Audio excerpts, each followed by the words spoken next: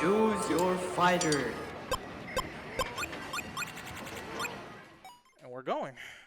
Welcome to another episode of KPBCast, guys.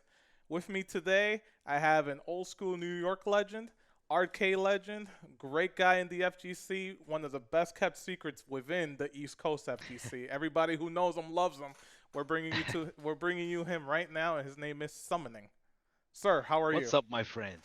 I'm good. I'm good. It's good to see you. No, It's man, good to great to even see talk you. to you guys. Yeah, man, great to see you. And guys, he's coming all the way from Sweden. So if it's Stockholm. there you go. He moved out there a while back, and he's here to share some of his stories with us. So as always, this is going to be more of a little bit of a MK podcast, MK legacy for this man, because again, he grew up in the arcade scene. This guy goes back a long he goes back a long time, guys. If you want anything MK, if you want anything arcade related, this is the man you go to, along with James MK. But Yep. Gotta Summoning, put you before in. we get on with everything with MK and all that good stuff, tell us, first of all, how did you get into fighting games? All right. So, long story, but I'll keep it as short as possible. Please, by all means. Um, as you see my shirt here, this is all we back in the day. It was only MK guys were into heavy metal. They were into metal music. Okay. To be honest, because there was fatalities and oh man, this is great. It Yeah, goes yeah. hand in hand. So we would actually like go to an arcade and we would see like these like black shirt guys playing. You got some metalheads playing MK. That's great. And we would sit there and talk and compare bands and and just play the games. But that's basically how it started, to be honest, because we you would go to an arcade and you would play people in the arcade because you didn't have no home versions of anything. It's one on one. You go to an arcade, you play somebody side by side. It's usually a fighting game or a football game or a Racing car game. race, yeah, whatever it is. That's what you would do as a kid. Your parents would drop you off to an arcade. There was no first person. I mean, it was just that's what you did. So basically, fighting games is the only thing that I knew.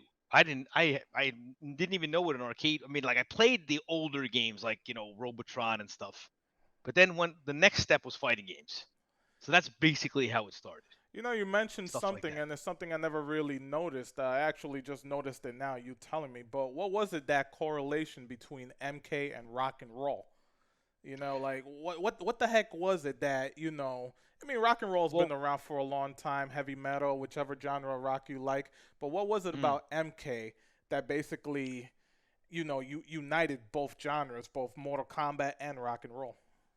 well, I don't know if you remember the movie was way past the movie was when MK movie came out. Oh, they were already up to Ultimate, I think, Yeah, UMK3. I So believe so. so Yes.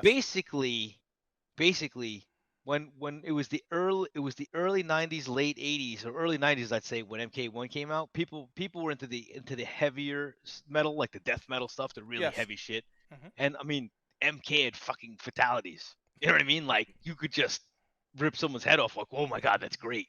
And back in the day, that was like I'll get into the hiding the fatalities and all that stuff, but it was huge. Like, yeah, we got to play that game, and we got to meet people who play that game. You know what I mean? That's Of how. course. That's how. So we were always into extreme music, and like the country that I live in is only metal. Everybody here is only into metal. That's just how it is. I mean, it's accepted here. It's a way of life here. Oh, So nice. I mean, yeah, it's completely out of the 80s and 90s here. I never thought it, like, I just love the old school feel. But yes, this MK for us was for me, for not for Jimmy, not for me and my. I have very personal close friends who are into even Long Island Joe. That's what he listens to. He listens to brutal death metal. That's what he listens to. I don't know if a lot of people, a lot of you guys know that. Joe I know, listens to some crazy shit, I know he's into the mosh pit scene. I didn't know, how hardcore death metal, bro. rock and roll he listens to. Joe's into Dying Fetus and crazy bands, like sick shit. I mean, I can play you some stuff later. I mean, like, you would not believe it. I mean, he is into crazy stuff, but he was also part of the story, which I'll get into. So go ahead. Well, and then you said you fell in love right off the bat with Mortal Kombat. You knew Street Hmm. Fighter existed. What other fighting Yes. games besides Street Fighter 2? Where I mean, WrestleMania, the arcade game, if you want to Mm-hmm. classify that as a fighting game. But like you said, the gore, the Mm-hmm. all the blood, and yes, there is a correlation Yeah. between that and rock and roll, especially super hardcore death metal. You Yeah, fell in in love with our scene. Yes, Right. in your In scene, our yes. scene. Yeah. You Mm-hmm. fell in love with MK. What was it about MK besides the gore and the blood? Was it just maybe the characters? They felt so much different compared to something like Street Fighter. What else was it about the game that you loved? No, it really was the controversial fatalities and stuff. It was like, we got to play this. I mean, nobody ever seen that before. I mean, Street Fighter, of course, was the more finesse game. Lots of people played it. Then MK just came out of nowhere, and Johnny Cage just punched your head off. Like, dude, we got to play that game. You Of know? course, But yeah. whoever's watching at home, you got to think of us as like these old people who just, this was a big thing for us back then. Anything that comes out for you guys nowadays is no big deal. It's already been done. But imagine no phones, no. We had fucking beepers, man. We had beepers. You know what I mean? Like we were getting text messages and stuff. Like, you know, Beeper, what's that? yeah. I mean, we had no phones. We didn't have any. We didn't have no internet. Not we had none of that stuff. We just went to an arcade and we just seen like Johnny Cage punching the head off. Just think about that. I mean, there was a commercial. The Mortal Kombat commercial was amazing. That was on, but that was like home version times. I think I don't even Yes. remember. But like when MK came out, people were like, "This is awesome." I How mean, big was the controversy when that game came out? I mean, I remember, I'm sure a lot of people watching this probably they've heard of it, but you mm, experienced it. Again, how big was it? We had politicians talking about this. Look, you want to know a reason why yes. kids grow up violent? Because stuff like Mortal Kombat that's dressed up as a video game where people have their spines ripped out. Again, how explain to our viewers how big was the controversy?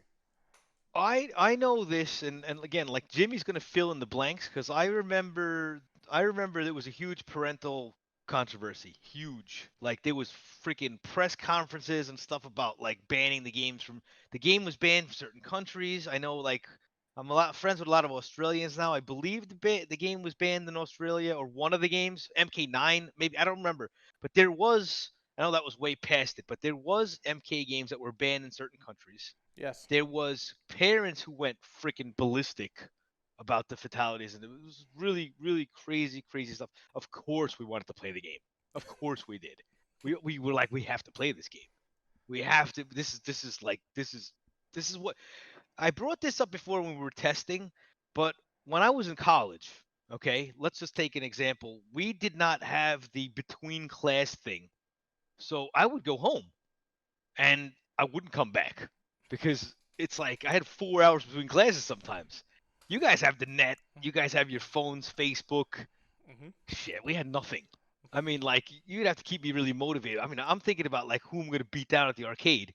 I ain't going back to class. I'm gonna go. I'm gonna go play something. So my school actually had an MK machine, had an MK1 machine, talking 92, What school and was I this? probably sat in there for 10 hours a day. What school Didn't did even you go go to to that class. had the privilege of having an MK machine? On Long Island, CW Post. I went to Okay. college there, And and they was had that an the amazing busiest machine? arcade. Was that the busiest machine there? It was MK all day. You know, Street Fighter was always busy, but it was MK because of the wow factor, because of the fatalities. It was crazy. Everybody loved it. You know, it was awesome. Well, you have your school right there. You go to Hmm. arcades and growing up in your youth, your college days.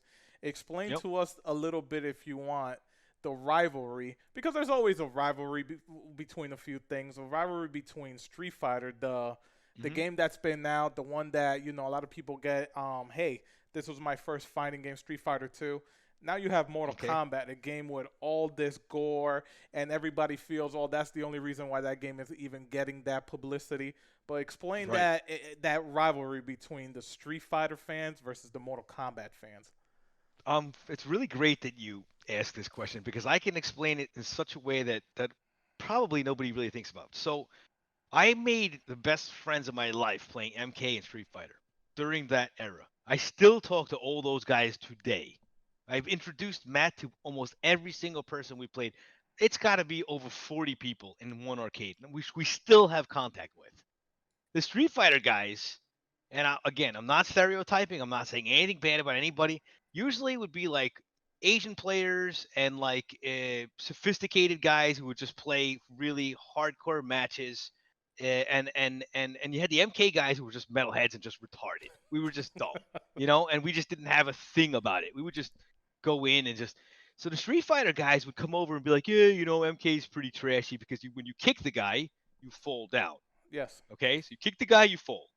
In Street Fighter, you combo. You do a kick. It's more like a real life fighting game where you kick the guy and maybe you could like uppercut him at the end, or you get like a 2-hit combo. It's This like was it's like again. pushback.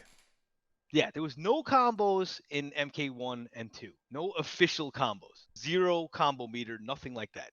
So basically, when we started talking to Street Fighter guys, they would make fun of MK because they're like, it's just kick you and you fall, sweep, whatever, just bullshit tactics with fireballs and things like that. While Street Fighter's more finesse, and you would have the cross up jump kicks, and you could do. So that's the arguments. They would be like, this is not as good of a game as Street Fighter, but the thing is, MK had way more. It made way more money in the arcade. Oh, of It did. course. Straight Of up. course it did. Why? Because of the wow factor. Because people were just like, this is way cooler.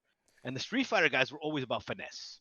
And you bring Always. that up that Mortal Kombat made a lot of money. What a lot of people don't realize, yes, arcades were big, but Mortal Kombat, even though yes, there was controversy, let's not forget that Mortal Kombat, what it also did, Street Fighter did do it.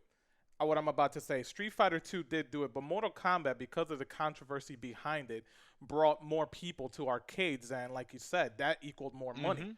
Because wait, what the heck is this? Whenever there's a controversy, people are curious, and they go they go to said controversy to see what's going on, and they see it's an arcade, and like you said, it brings more money in. Controversy sells, like Eric Bischoff would say. And that game, I mean, and its further iterations just kept proving it. Maybe until Mortal Kombat 4 came out, but Mortal Kombat 1, like you said, I mean, that thing was just a money guzzler, quarters, Yeah. It was 50 cents as well, and that's a lot of money back then. It's a lot of cash. So when we cashed our dollar, we would make that shit count. You know what I mean? Like it would count. Because it's you spend $20 a day, whatever. That's a lot of loot. Yes. And here's something else. So the fatalities for MK1, I'm gonna bring up that real quick. They were known to everyone. Everyone knew them. Okay, so then I mean I'm not even gonna jump to MK2 yet because MK1 has so much backstory. Of course. Yes. So basically, what happened was you had these two games in the arcades. You had Street Fighter and you had MK, and they were always there. Okay, no matter what happened, you had your two different types of players, and if you were at an arcade where you went to there, you went there all the time, you would eventually get friends with the Street Fighter guys. They would kind of cross over and play MK, but I was the guy who they would take over to Street Fighter, and they would be like, all right, we're gonna show you how to do like medium kick, fireball, cancel the fireball. That stuff was unheard of to an MK player. They didn't give a shit. They just didn't care about the game. So it was like I met so many people playing MK. Like let's venture over to Street Fighter, guys. Nah, we don't want to play that game. So I would be friends with the Street Fighter guys, with the MK guys, and it was a rivalry because of the skill levels of the games. Even to this day, I agree that Street Fighter is a way more heavily skilled game. MK people could get all mad at me all they want, but it's facts. Street Fighter is Sonic Fox, for example, the best MK player ever, in my opinion. I don't really see him playing Street Fighter because it's a different game. I don't think he could win that game. I'm not saying he's bad. I'm just saying I just think that there's two different types of games, and I just think that Street Fighter has always been the heavily skilled game, and MK's always been the flash factor. That's my opinion since I've seen it since day one. Going back one last thing, you brought up the Mortal Kombat fans and the Street Fighter fans. How some Street Fighter fans look down on Mortal Kombat. Oh, it's all flash and gore. There's not much thing. What did they think of the button setup? Because MK, when you first see it at an arcade, at least when I saw it, it's like what the heck is this? It looked like they like spidered it out, Yeah, that was probably the biggest problem. Because once they saw the block button, they were like, this is complete trash. They're like, you can't hold, you block. What the hell is that? You just hold back. Like that's what you guys are. You hold back. You know what I mean? And that was a big thing too, because you would watch the Street Fighter players have no clue what to do. You would just see that they would be like, okay, yeah, we played a game or two, we're done. Why was that a Now crazy concept to them, having a block button? it's even today. There's even today having a block button. It's so not fighting games. You know what I mean? It doesn't make sense. You know? And us MK guys, like I am an MK guy. I am 100, but only the first four. I don't even they don't exist to me after four. Ever since the arcade died, I don't play any home versions. I You're don't as even know how old to play school on a as it pad. gets. Yeah, you're as I, old I can school as show it you all the gets. sticks I have. I'm surrounded by sticks here. I don't even know how to use a pad. It's impossible. I have no idea. I don't even know what to do. Just like you have a stick behind you, I got sticks everywhere. There's shit everywhere. But because I have to have like a stick for every game. There's nothing I could do about it. So yes, the block button was a huge turn off for Street Fighter players. They did not know what to do. And they made fun of it too. Because it's funny. I think it is. So You know, yeah. what was your first experience with a Mortal Kombat 1 tournament? I'm sure, you said it yourself. You went to college, you had an Mm-hmm. arcade there. I mean, Mm-hmm. you grew up during the arcade's heyday, so I'm sure every corner Mm-hmm. bodega, big arcades like Broadway Arcade and all the other arcades that have been mentioned on this show before. Somebody must have organized a tournament back then. What was your experiences with it if you attended it? If you I attended can any, excuse me. safely tell you that every tournament from MK1, 2, and 3 was run by either me or Jimmy. Seriously, in the East Coast, in Long Island, no one else had any. There was nothing. I'll get into the MK2 stuff. That's when Hmm. it started getting really serious. MK1, we'd get like 6 or 7 people at Westbury Nathan's, and we would have like a chart, and we'd do round robin or whatever, and I mean, the winner would get like $5 or whatever. But that's how it was back then. There was no way to get in touch with anybody. This was before the phones and stuff. Yeah, No chance. You might have been able to put a poster outside. We knew the people who ran the arcades. MK1 tournament today. There's nobody to join it. You know what I mean? Just the same kids who play every day. You that's know. actually So was about to ask. I mean, like you said it yourself, you and James took over and decided, hey, you know what, we're gonna do it.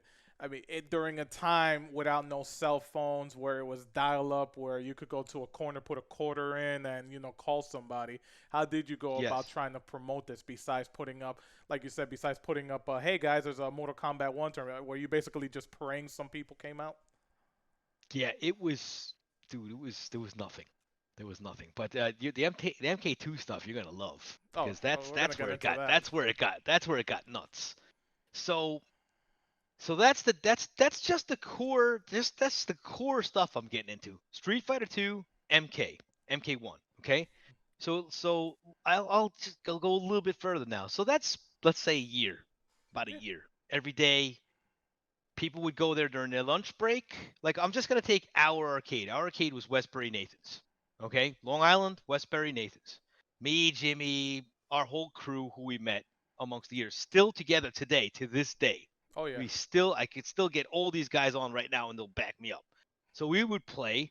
We would come during our lunch break. People would come because everybody worked, and for like from like 12 to 1 we'd play, and we would come at after work till, because it was open till 10 o'clock at night. I mean, it was awesome. What are you gonna do back then? You take your car, you drive to the arcade, park your car, and you play the games and go home. There's nothing to do. I mean, you could also drink on the weekends and stuff, but we were gamers. We didn't care about the drinking. We wanted to play. We didn't do anything bad. We just wanted to play. So that was like a year. There was different arcades we went to. We went to the arcade on 110. I'm talking Long Island. I don't know if you guys know. Long Island was a huge MK place. I was Jersey was actually as well. I was Hmm. about to, sorry to cut you off. I was about to That's ask okay. you before you got into that story. You know, I got into the MK scene, at least the offline, with VSM Long Island Phil, Okay, yeah, 9295 yeah, I Phil. was there. I saw you there many times. Yep. I've been to Chinatown, and as it's been told in this podcast before, there wasn't Hmm. really an MK machine there. The Right. arcades in Manhattan, they were casual, if you want to call them casual friendly arcades, because a lot of people forget arcades were a business. It's not just a place where you go hang Yes. out with your buddies, but Yes. you have Phil, you have Dark Rob, and you have some Mm-hmm. others in Long Island. Li Joe, he's an MK player, of course. Then you have guys Yep. like yourself and James. Why was it Mm-hmm. that Long Island was the central hub for MK in New York? How come there, I from what you could tell, I mean, you've been in this for a long time. Why wasn't there that much of a big scene in New York City, considering it's New York City? There's so many arcades around here. I'm pretty sure more compared to Long Island, but why was Long Island right. the hub? Well, here's what I think. This is again not facts. I'm just pulling up information in my head. Li Joe is probably one of the best fighting game players there is. Yes. Like, let's say, okay, he was he was an MK guy in Long Island. I know his father for 25 years, whatever. I'm using him as the example here as like the mecca because I don't know if there's anyone else as big as he is. But Long Island Joe played with us. So, that being said, it had to be our scene. It just had to be where we were because I think he came to us because he heard about us. That's the only thing I could tell you. I can't tell you right now of any person. I know all the old school players, but I don't think the scene that they had was as big as Long Island was. That's what I'm trying to say. So I'm Right, basing it right. off of him, off of how good he is today. And guys like him would say me. There was like 7 or 8 really good play like up there. Jimmy was never. I would say Jimmy was never like the best. I think I was better than Jimmy in all the games, but Jimmy was my bodyguard. I mean, you couldn't go to an arcade without somebody backing you up because if you went to an arcade and you played somebody, you could get freaking ass kicked. If you came with a group, okay, we're not gonna mess with these guys. So I would win a lot of matches and I'd be hiding behind Jimmy and stuff because he was as crazy as he is now. I mean, Jimmy saved my life from many beatings. So, We're, we'll but get into thing. some arcade stories later on because everybody, Yep. at least Shock and J360, we've heard plenty of arcade stories. I can't wait to get those Oh with you. But my going back to God. the Long Island being the MK hub. Yeah. So because and that's the thing too. Long Island was also a rough place to play. So I mean this has got a lot to do with it. I do believe people found out about us through other players, like, oh, you got to go to Long Island and play.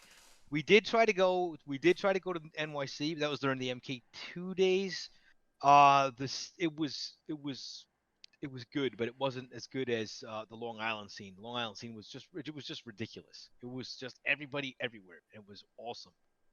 I mean, I wish I could even even in it was pretty much where we were in Long Island and like Spaceplex. I don't know if you ever heard of that No, I place. don't think I heard of that place now. That's really far out east and like a few other really big arcades where people used to just play all day. So And I then think you it was meant, a I'm sorry, mhm. finish up. No, go ahead. No, it's No, okay. you also mentioned New Jersey as being a Mortal Kombat hub. Yes. That's where I met Grinch from he still works for Midway today. The NBA Jam guy. He's a secret character in NBA Jam. You gotta look him up. Oh, Brian LeBaron. Okay. I think I I've met heard him. of them. I play the heck out of NBA Jam and all those secret Yep. characters. I, Well, I I, I met him at think I think I remember him. the Willowbrook arcade in Jersey. So, and that was a pretty big, and that's where Brady used to play too. Tom So, Brady, one of the oh, the community's MK favorite people. M, MK4 master. He was the best. There was a lot of people that I actually met, and I never knew who these guys were. I mean, I met them, and then I figured out later who they were. So that's the thing. Well, you said you and James were the ones who decided to, organize all the stuff in Long Island. Who would you say hmm were the ones that decided to organize everything in New Jersey? I'll get to that. That's Oh, MK2 stuff. I'll well, get to that. I mean, that's a story in itself. So we'll finish up with the MK1. So basically, Long Island is where these guys used to show up at about like 6 or 7 arcades. Talking Long Island Joe, me, Jimmy, like 10 or 12 more of us. Those guys, the 10 or 12 more of us, they never made it to the MK scenes. So only me, Jimmy, made it to VSM, but I got VSM people. I got my old friends there, but they never got on stream. They just came to hang out with me.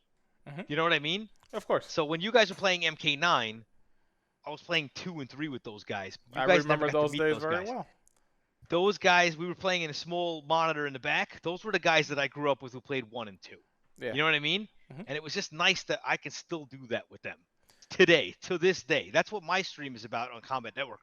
I play all my old friends all the time. That's all Well, I like do. you said, you know what? It's even those VSM days. I do remember that. And it was, you know, it's not 20 or 30 people, but it's still 7 hardcore guys who this is what they grew up with. And even if it is one time a week, even if it is for only an hour, just bringing back that, you know, those memories, because that stuff stays with you. You may move on in life, you may have kids or something like that, but Yep. you know, when you dedicate so much time to the arcade scene like you guys did, again, even an hour, getting back together with your friends, that's very Oh cherished. man, it is. It is. Met the best friends of my life playing games. I'm not kidding. That's a fact. FGC was I'm telling you, created by Jimmy and me. I'm telling you, it was. But there was nobody out there who was doing anything. We even got on the internet. We did so much stuff that no one knows who we are. People know who Jimmy is because Jimmy, he's in your face. He don't give a shit. Yeah. I always played the game. I'm friends with everyone. My own team hated me because I was so friendly to even the enemies. You know what I mean? I love people. I want to learn how to play. I want to know how those guys how they work, what they do, how they do things. I want to keep in touch with people. You know, like I've always been about the FGC since the first day it came out. And I have documented proof that we were before anybody. That's coming up. Well, I'm like I telling you right said, now. you're one of the best kept secrets in the FGC. You know, you're in the background all the time, but you really do care. But Mortal Kombat 1 fades out. We see the success the Yep. game comes, and we know there's Yep. going to be a sequel. Boom, here's Mortal Mhm. Kombat 2. Bigger, better, more colorful, more in your face. When Mhm. that game comes out, what was everybo's reaction in your group? All right. Uh, So now I'm gonna get into the limelight. Okay. So I walk into Comac movie theater one day. That's in Long Island, yeah, and I see MK2. Comac, Long Yep. Island. I've been there before. Yep. Yep. And I walked into the movie theater, and I was like, MK2. That's got to be a joke. 'Cause I had no idea. No clue. And yeah, I hung out with Jimmy a lot, and they were saying, yeah, it's coming out one day. Yeah, okay, whatever. So I ran to the arcade. I skipped the fucking movie we were gonna see. I was like, whatever. Went to the arcade. First character I picked, of course, Johnny Cage. I remember the first match I ever played in my entire life of that game. And I beat the guy I played, of course I did. Never even touched the game before, but it's the same exact game as it Yes. was MK1. Except you could turn around jump kick. No, what you couldn't do that in MK1. Yes. You could just. So I was beating everybody doing that. Shadow kick after that 2-hit combo. Oh, pretty nice. And of course, the first thing that I did was forward high punch for the uppercut. I'm like, yeah, this didn't work. So I told everybody, I'm like, this game's got to be a hack or something. This can't be this. This can't be right, you know. Well, And then all of a sudden, especially with yeah, Street Fighter Rainbow Edition, now we already seen hacks. So right, you see this, right, it's like, wait a minute, hold right, on, this is bullshit. right, There is no way this right, is a licensed product. right, right. So we went back to the arcade. We kept playing that game because we didn't see it anywhere. All of a sudden, bam, it's everywhere. Like, oh man, this is real. Like this is we have to dedicate our lives to this game. And that's what we did. Jimmy was already this was the early revisions. My remembrance of Jimmy is I used to walk into Westbury Nathan's. He can back up the story. This is 100% true. Um he was with his like fiance at the time, and we all I mean, smoking was allowed in the arcade. So there was cigarette burns and stuff and all over the machines, and it was all allowed inside. You could do that, ashtrays next to the machines. So I would walk into Westbury Nathan's, and I saw Jimmy doing the Scorpion Infinite in Revision 1, which is the high punch, teleport. You just Yes. keep teleporting. Okay, and I was like, this guy, we got to beat this guy. You know what I mean? Like, and we started talking that way. And we were bringing up stuff like, just that's awesome. Like, we've never seen anybody do that, and there was a couple of guys there. We used to practice anti-airs. That's all we ever did in our whole lives. I mean, you can't jump at me in those early games. You know that. Yes. That's not a good idea. So we paid to learn that shit. I was We about to paid. say that. Yeah. I was about to say, Yes. guys, there was no training modes in these arcades. These guys were literally Right, putting right. in quarters, knowing it's like, this is how we're going to learn this stuff. We're literally wasting money standing there. Just let's see what happens if we hit high punch when this happens. Hundreds of dollars, dude. Hundreds. And every combo that I hit on you, that I've played you. Every combo that I ever hit on anybody, I paid to learn that combo. I figured that shit out by myself. Nobody helped me. We put our notes together at the end of the day. We had paper and pen. We were crazy. Frame data, whatever. We would just figure out what we could figure out. And we got good. We got damn good. So what happened was, you're talking 92, 93 right now. We started getting on IRC. I don't even know if you guys know what that is. Oh, I know what IRC is. Okay. There's a lot of people Steve's out there who laughing. could- He knows what it is. Yeah, yeah. So there was BBS boards, bulletin board systems, and there was IRC. And there was two easy ways to get an IRC back then. One was through Netcom, and the other one was through AOL. Okay? So of course, we went to pound or hashtag MK. Okay? So we went on. I mean, I'm skipping. I'm skipping a lot of stuff, but I'm getting into the internet stuff because you were asking about tournaments. Mhm. Okay? So we went into a channel called Pound MK, and there'd be like, I don't know, 15 people in there. And we met, again, I only have 2 hours, so I'm going to give you guys stories of fun stuff. Don't worry about So, it. Just keep going. So we met a group of guys in the Willowbrook arcade. And they're like, yeah, come bring your crew down. We're gonna show you what's up. Okay? And Long Island to Willowbrook back then, that's far. That's like Yes. 2 hours. You know what I mean? They didn't expect we'd show up. So we took 5 of our top guys. Jimmy drove. We fucking wrecked them. Dude, we wrecked them. I mean, they had no idea what hit them. And I mean this is okay, now I'm in UMK3 days. I'm just bringing this up. This is when Division 3 came up or whatever. I know I'm jumping in. I have so much stuff to say, but I know I'm jumping. So like this is the only organized, like you asked me for organized stuff. This is organized things that I'm thinking about. Okay? So we actually went to an arcade the day like Ultimate Chip came in. The chip for UMK. Right. None of us even played the game, and we wrecked them. We wrecked them with tactics that we had from MK2. You know what I mean? Yeah. Two of the guys, we destroyed them the whole night. We were friends with them, whatever. Two of those guys followed us home. They followed us home because we went to the 24-hour arcade to play more MK. So we left their arcade when it closed. We drove all the way back home. We stayed at the 24-hour arcade. 2 guys slept in the parking lot. My friend Al, who's a really great friend of mine, and Grinch, which is LeBaron, who's actually working for Midway right now. And they copied our combos. And NRS. Midway's no more. Yes. I don't even know. You know what I mean? Like, that's how old school I am. Seriously. So, like, I mean, I only have old school stories. I don't know anything about any new stuff, you know? But, so, They these slept guys in the came parking lot. They slept in the parking lot in the car. It's a 24-hour arcade. So, after we went home, 5 a.m., whatever, they stayed until 9, 10, 11, 12, 1. Till we got up the next day, we went back to the arcade. We saw these 2 clowns there. And they played all night. I mean, like, they were, like, falling asleep at the arcade. We beat them down again. Again, we wrecked them again at our arcade. They eventually joined our team. You know what I mean? They were from Jersey. Did they give you a we- reason why they did that? They thought we were amazing. They were like, we need to freaking be as good as these guys. You know what I mean? We created a name for ourselves. We beat everyone. Then I started doing tournaments with Jimmy. We did tournaments at strip bars. We did tournaments at other arcades. Yeah, there was a strip bar in Long Island called Cafe Royale. Okay? The owner absolutely loved me, and he loved all our friends, and we brought so much business in. And yeah, next door was a strip bar. It was Cafe Royale and Cafe Billiards. So we had the tournament at Cafe Billiards. But we Jeez, go man. across. I We would had go if all.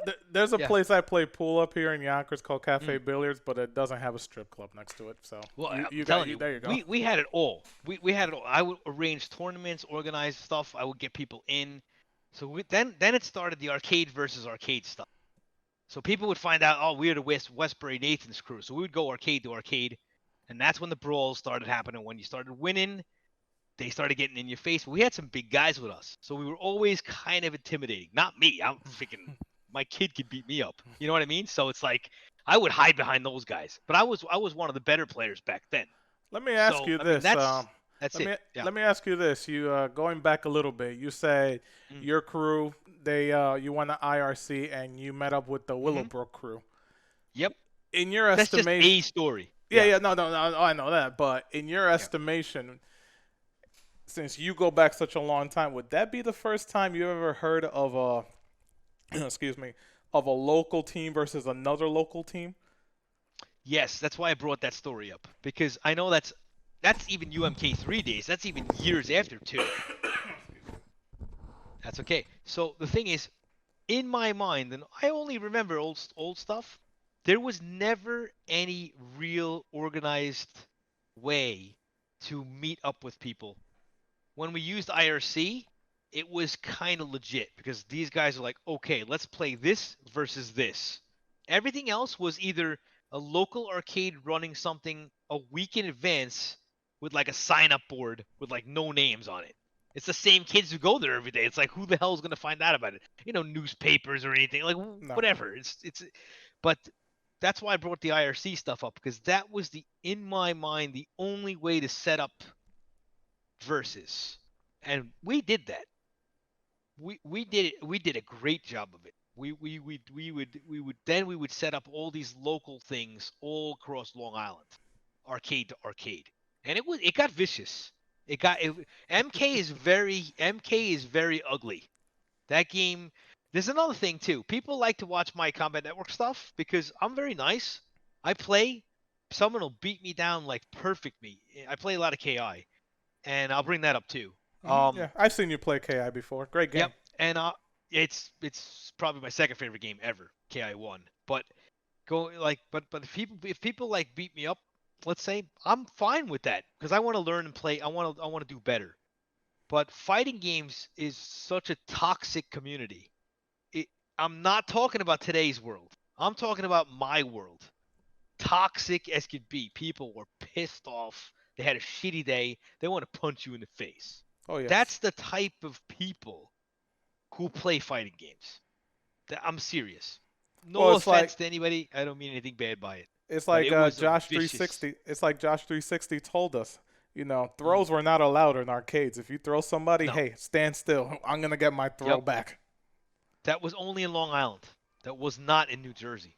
That's something that J360 might not have told you guys. You couldn't throw in Long Island. You could throw anywhere else. It's a fact. MK facts. There are certain arcades and certain places you couldn't throw. I'm telling you. Me and Jimmy, we do not throw. I don't know if you ever noticed that. Have you ever No, seen you don't. that? No. I played We- you guys I plenty of never- times. No.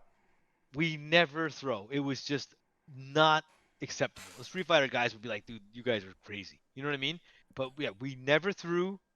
And to this day, I've never thrown anybody in 1, 2, or 3. 4 we did because we used the limb breakers and stuff. But 1, 2, and 3 we never threw. Matt throws. He's a Jersey player. Jersey players threw. We used to call Jersey players dirty water players. You know what I mean? They would throw. It's okay though. It's all right. We came with the territory. So listen. Back in the day, there was nothing. It was just air, man. When we got on IRC, we're like, okay, let's get some teams together.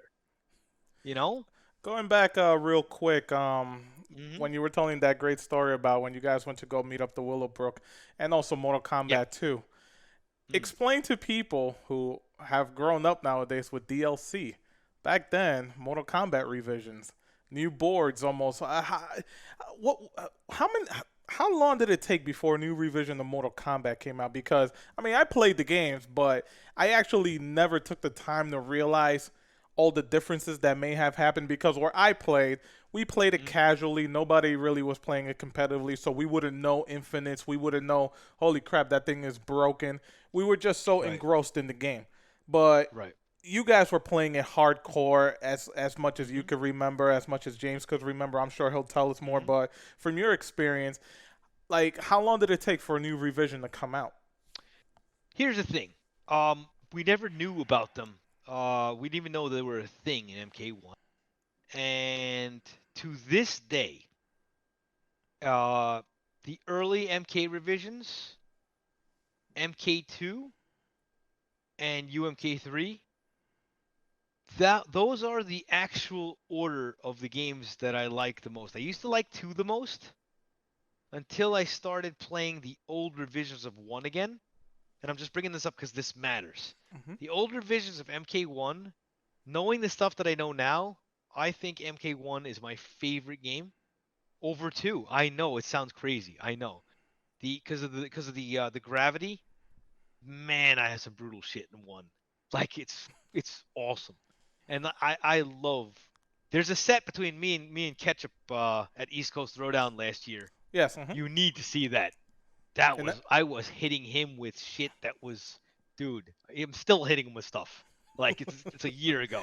I've So seen like, the video. It was the oh my Ketchup god, Kumite, Ketchup freaking versus awesome. the old MK gods. Oh man, No, it's a great great stuff. But video, anyway, man. so getting back to revisions. So basically, this is the weird thing. We knew about them because we've been to an arcade that was like, ah, this feels a little different than the other one. Maybe it's. Then we found out, like, Jimmy would say that, yeah, these guys, these have been upgraded. We got to go to this arcade because this has revision 2. Okay. So here's the thing: your arcade had to pay for their revision upgrade or whatever, or it had to get shipped to them or whatever. Yeah, So because it basically, was an arcade board. correct. So basically, it was up to the arcade. I mean, maybe it was a shitty arcade, and they would never upgrade it. So you would just be stuck on revision, and especially MK4. There was about 1/10 of the arcades that have revision 3. That's true because Really? two was everywhere. If you buy a board on eBay, it's 2. You know what I mean? Like Right. it's not 3. 3 was hard to find. I'm telling you right now, most people played 3 on MAME. That's when arcades died during MK4. So most arcades didn't even get the revision 3 upgrade. So yeah, Wow. our life was difficult. Yeah, very tough. All facts, I'm telling you. And I could imagine, like you said, it's like, hey, let's go over here. Well, how do we know it's one? I mean, how would you even check that kind of stuff? It's not. Somebody would come into the arcade and tell us. They'd be Oh, like, really? "Oh, Westbury has revision 3." Okay, great. We're gonna go there. Or like Farmingdale, Nathan's has revision 3, so we'd go there. That's the Yeah. only way. If somebody comes to your arcade, But going that back was the only way. to MK2, again, the game comes Mhm. out Yep. bigger, badder, greater, and by Mhm. this time, you said you say you started wanting to put together a few, like, maybe little tournaments together, you and James, or Yes. well, yeah, Yes. walk us through that. When is it that you and Okay. James decide to say, you know what, we could do it, we've done it. Sure, it wasn't like this big things that we know now, but there is Mhm. obvious interest there. Walk us through that. We had a team of players. The reason why I'm only bringing up Jimmy is because none of the rest of them. So I mean, there was me, Jimmy, Rich, Mike. It was a bunch of us. Okay, but the other guys that I'm talking about, nobody knows who they are. So I, Okay. I don't I don't really want to. So that I would say there was about 10 of us, and we started thinking about going to different arcades to play people because we loved the competition. And then we thought about doing tournaments, but the competition was first for us. So we went to we had cars, we all had cars. We'd all follow each other to wherever we'd go. And we would actually go to each arcade, and we would actually beat down everyone at all those arcades. We just created a name for ourselves. So the other people who we actually beat at the arcades would come to different arcades as well because they were good too. When they found out we were there, they would leave. So we'd be like, we there was a story about a guy. Jimmy will back this one up too. This is also part of the story. Um, there was a guy with a master 2 master locks in his ears. To He had master master lock locks. earrings. Yeah, we used Jesus to call him the Christ. master lock guy. Yeah, yeah, seriously. And we went to an arcade. We beat the hell out of them. They couldn't do anything to any of our players. We destroyed them. He was a big guy. He was like a Chinese guy, big guy. Like we didn't want to mess with the guy, but he couldn't touch us in MK. He came to one of our arcades one day, didn't know we were there. He walked out. We saw him come in and he left. He didn't even play a match. He just bounced. So we had this formidable team. We went to New York City to play. We couldn't find great competition in New York, like I said, but all the Long Island stuff, everyone knew who we were. Then we started branching out, trying to do tournaments. We did tournaments at the strip club. We got people together from the arcades, from the different arcades. Say, listen, you're good. Would you like to play? We're gonna do this year. They would show up. They would show up. It would be 10, 15 people. If it was a nice enough arcade, the actual owner of the arcade would actually put some money in. It was nice. It was vicious, but it was nice. But that's all we had. There was nothing. There was absolutely nothing. But we had our unity. We had our friendship. Our lives revolved around that. We had our jobs. We had our families. And we had the arcade, man. That's what we did. We did that. A friend of mine, made a movie. It's called Arcadiates, which starred Jimmy. And Well, what's it when called? Jimmy Arcadiates, Oh, like idiots, yes. Arcadiates. Yeah, and Jimmy was the star of that movie. And there's a lot of stuff we're gonna bring up. I'm just touching on things. There's all my people. If they came on, they could fill in the blanks. I'm giving you the funnest parts of stuff, but they could tell you like the leading events to it. So fun, just crazy fun. You mentioned the arcade owners that, if, Hmm. like you said, if they were a good arcade owner, if they saw that, man, Nit and James, they're bringing like 15, 20 people. How did Every you night. pitch? Yeah, how did you pitch the idea to an arcade owner? Hey, you may have one machine here or two, depending how big Hmm. the arcade was. How did you pitch Hmm. the idea? Hey, I want to bring a few people and we want to have a tournament. Did some of them turn you guys down? Did some of them, all right, cool, let's go. It means more business for me. Take us through that. Okay, there was never any arcade people who didn't like us because we gave them money. Okay, we came in religiously. We didn't cause any trouble. We did get into fights and stuff, but they would never see that. The owners were only there during the days, and the security guards were there at night. Even they knew us, so we never caused a problem. But when we asked for stuff, they actually did it for us because they wanted the money. They straight up wanted the money. So, and even if they got like $5 or $10 each from each person, go back to the '90s. $5 or $10 is a lot of money. Yeah, It's a of lot of course. money. It's you go buy lunch today for $10 or whatever. In Sweden, $10 is a lot more than it. $10 is 100 Swedish crowns. That's 100 Swedish crowns is way more than $10. It's the Wow. same value, but you could do a lot more with that money. So that in the '90s, if you got like $10 a person and you got like 20 people to play, that's a successful day. I mean, that was great. So of course they always accommodated us, always. But again, tournaments from MK1 and 2, 10, 15 in all the years. Not many more than that. I'm not kidding. If there was more, we didn't know about them. But the ones that we organized, 10 to 20 tops. In the years we played, years. In the years that you played and you were organizing events for Mortal Kombat 1 or 2, Hmm. which was the Hmm. year that you had the most events organized? Which was the year that you held the most tournaments? After IRC, so I would say UMK3. As soon as MK3 and UMK3 popped, then we went on IRC. That's when it started. That's when people started being like, all right, let's play you guys at this arcade. Or let's go here. Let's meet up here. And most people didn't show up. We showed. We showed up everywhere. They didn't show up. That was another thing. Lots of no shows because yeah, a lot of internet muscles back then too. Yeah, we'll come get you. Never Never showed up. happened. No. So I mean, the Willowbrook was one of the biggest successful things we did. We went there. We really beat them. E3, me, Jimmy, Rich, Al, one more guy. We flew to California. Wow, E3 E3. Yeah, 96? No, 90. When was UMK3? Uh, 90. Yeah, maybe 96. I believe so. Yeah, middle of '96, Maybe. I I mean, believe it Jimmy will was. help me with the numbers. He took us all there. We were beaten. We were really good. So we didn't beat all the game testers, but that's when it was. We got in through our magazine. We had a magazine which I don't know that much about. It was called fighter-edge.com or whatever. We had that site back in the day. And Jimmy and Rich, they did the MK4 combo book and an MK3 book, official, which I'm sure you don't even know about. We're going to No. bring this up with Jimmy. There's books out. The Secrets MK4. Lots of combos were mine. Kung Lao stuff was all mine. All the Kung Lao Infinite stuff that I did, that I showed in UMK3, those were my combos. I've never seen anybody ever do that. I can Wow. actually say that I've never seen anybody do that stuff. Of course they do it now. I never saw them do it. I'm not saying that, oh, I'm the inventor, but I did that stuff before anybody seen it in Long Island. That was all me. So my stuff was taken in those books. They used my combos and my ideas for certain characters, not for everybody. Some of my stuff was in there.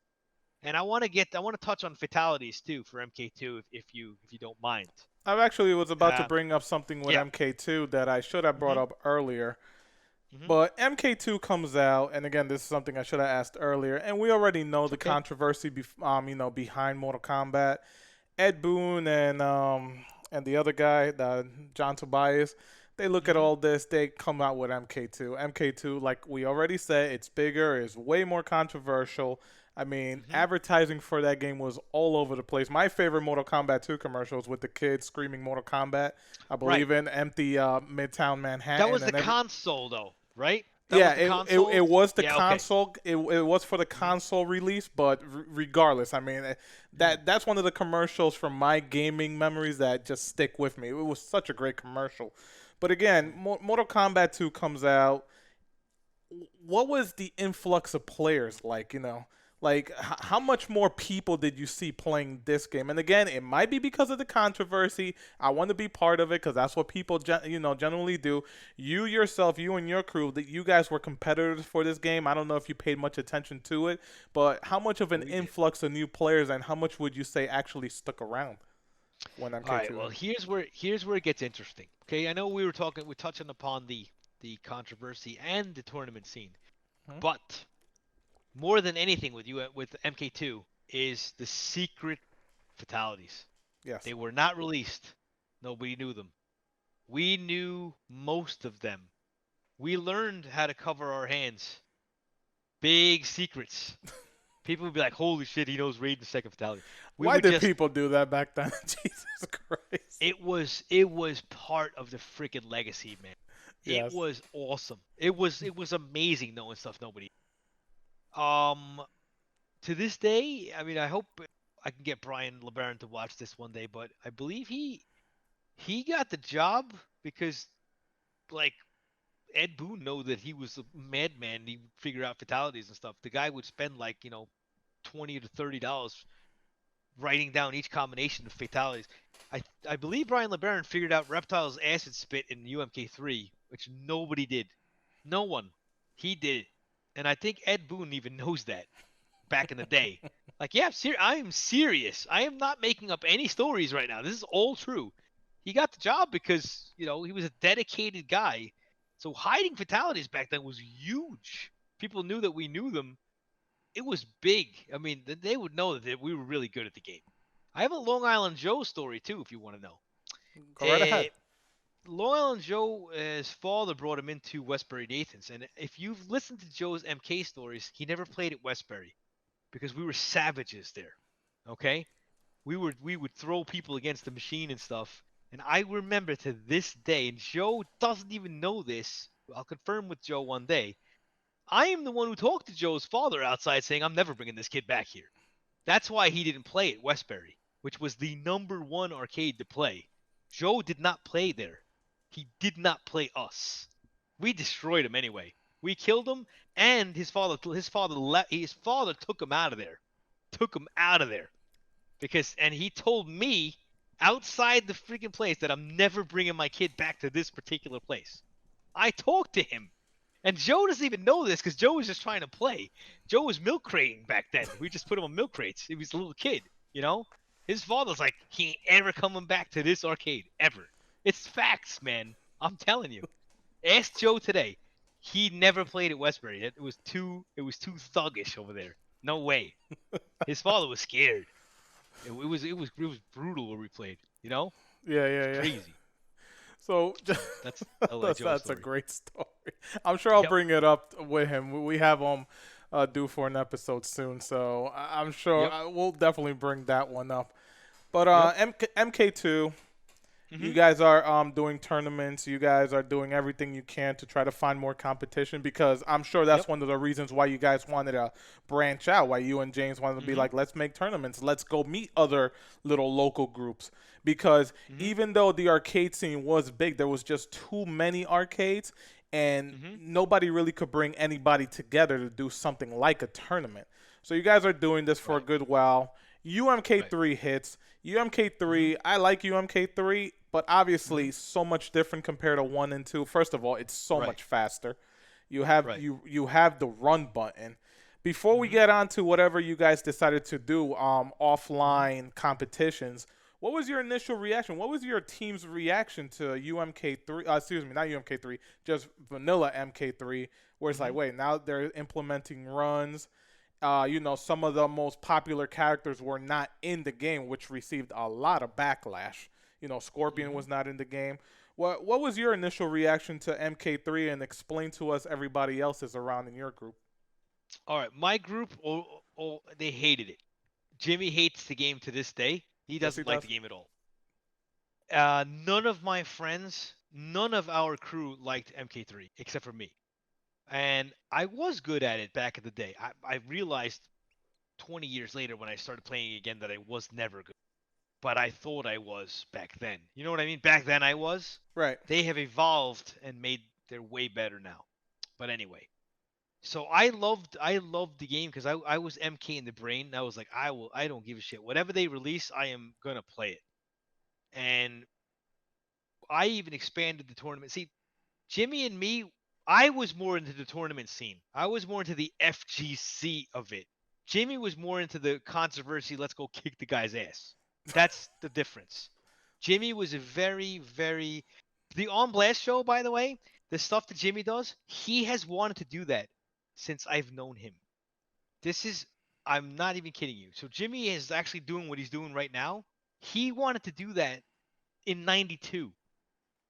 He was always that guy.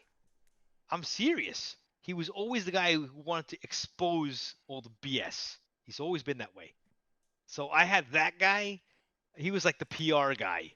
He was the guy who would start the problems. He'd be like, "Yeah, you ain't nothing." Then we'd have the other. Then we would all be a bunch of characters. We'd all have our own specific uh, ways of our personalities in our group. I was the nice guy. Jimmy was the mean guy. We had the bodyguard. We had the jujitsu expert. We had all these crazy people with us, and we would just go out and just wreck shit. You know, this is all part of the legacy, though, because we all created what we were back then. I'm Of the course. same guy I was. If you met me back then, I'm the same guy who I was. I love this shit. I still do Combat Network every night to play my old friends in that game. I just do it for them because they don't care about the new stuff. They could give a shit. They don't the new stuff. I have no idea what anything's. I have no clue what's going on. Anything that's going on nowadays, it's like I don't know. You know, like so that's the thing. All right, so getting back to vanilla MK3. It was a hated game, but it was super popular. MK2, by the way, was the hugest arcade game there was, and KI1 was the next. Hmm. Those were the two biggest games ever. Period. They Did were in MK2 America. overtake Mrs. Pac-Man? I thought Mrs. Pac-Man still holds that No, no, distinction. no. Fighting games. Oh, Fighting fighting games. games, Sorry, fighting, fighting not just games. arcade game. Okay. MK2 arcade and KI1 arcade. Fighting games. Okay. Those were the. Matt will still disagree with me to this day. He's wrong, because I'm older than him, and I know how big KI was in the arcades. It was freaking massive. It was massive. But anyway, then UMK then MK3 came out, and arcades were huge. There was I remember there was like 40 or 50 machines per arcade in Point Pleasant Beach. I would go to the arcade and there was a strip of MK3s. Every arcade I went to. So MK3 was big, not as big as 2, and it was frowned upon because of the run button and the dial combos. People hate that stuff even today. People will see me play MK2 in Combat Network and they'll be like, "Yeah, this is the game. We don't like 3." I got at least 20 people who will tell you that all day of the week. The game changed. It changed to this weird format with a run button and what is this? You know? Did And it change for the then better? Matt would say yes. I would say no because of the glitch jabs. The glitch jabs killed the game for me. And the glitch and the MK3 guys, MK3 guys said the glitch jabs are in 1 and 2 also, which they are.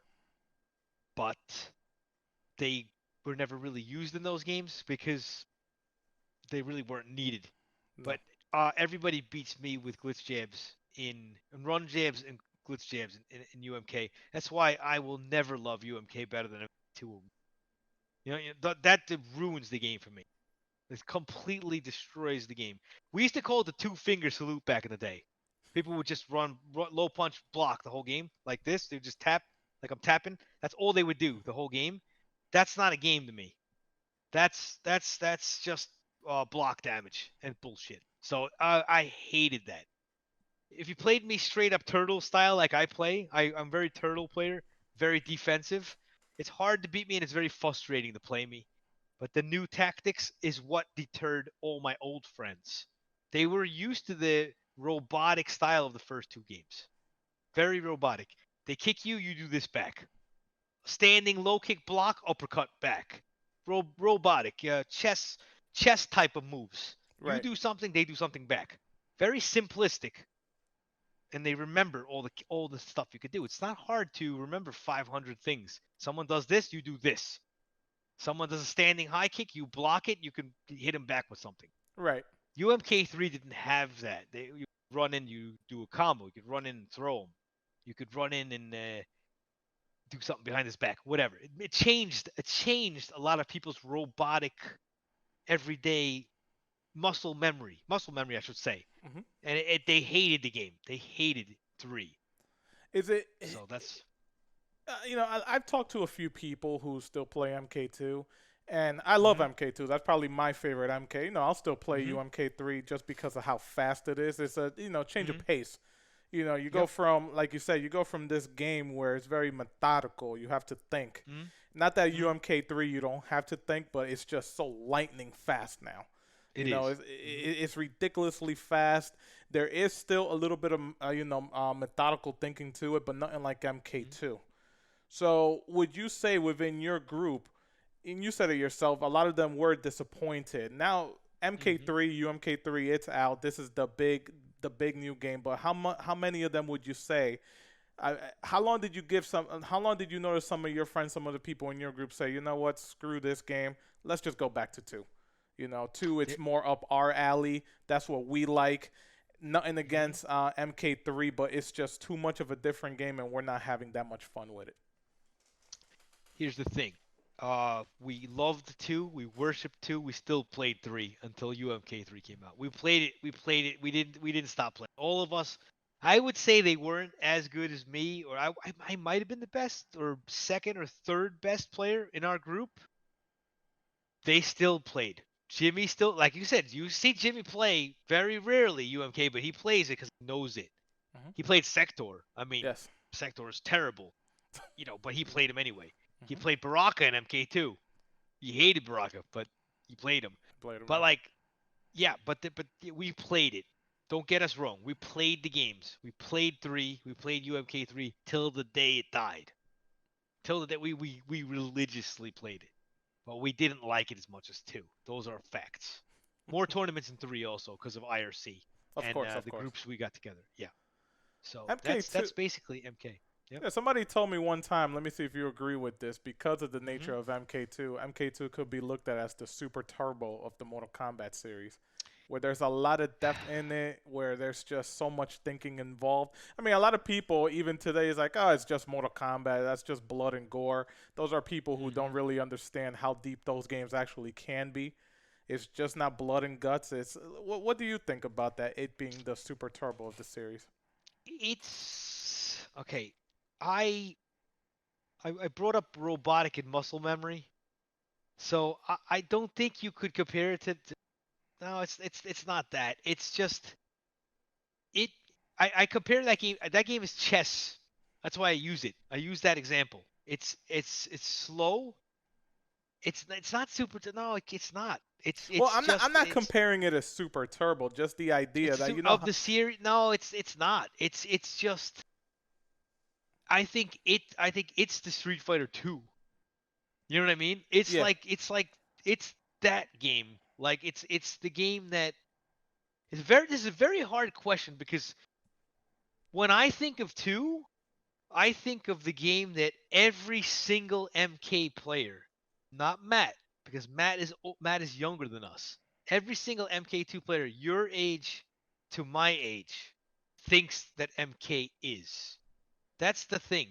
So we only know that as the first game. Mortal Kombat 1 was in and out. But I think 2 was the dominant, 2 was the Street Fighter 2. You know what I mean? Like Yeah. that was the game. So that's how I think of it as. It's always been the dominant game in my opinion. They perfected So, everything from Mortal Kombat 1, and we got the full package right. here. And people who didn't even play 1, they knew that it was just 2. You know? So that's why when I see a guy playing 2 on my stream, or when he sees us playing 2 and he's saying like 2 or 3 lines, I know immediately he's not into 3. I can tell you right away. I met some great guys, man. Recently, some great guys who I already consider my great friends. I've never even met the guys, and I'm like, I know I could hang with you every day. There's a few guys that I just met. They only like MK2, and they know like everything. They know every single counter. Regular jump kick, they have their ways to counter you. That's an MK. That's why MK2 was like the original series beginning for me. That's what started it all. Not even the first one. MK2. So that's what I look at it as the Street Fighter 2 of the series. Not even anything else. The first game. Right. MK2 is the first game. So. You, Mortal Kombat 3. You guys said you said you and your group you played it until it basically died. And Mortal Kombat Mhm. 3, going into the upgraded UMK3. Actually, we didn't talk about that when the UMK3 upgrade came out, and it's Mhm. just bigger roster. Sub-Zero definitely got nerfed because original vanilla MK3 Sub-Zero was ridiculously OD. I think Mhm. more OD than Cabal in UMK3 if I remember correctly. Jax was great too. He had the corner combo, really Yes, he good did. corner stuff. Yep. What was the I was Jax main Oh, were you? in Okay. What MK2. was the Yeah. reaction when UMK3 came out? Like we already know some of these arcades, the owners has it by the board.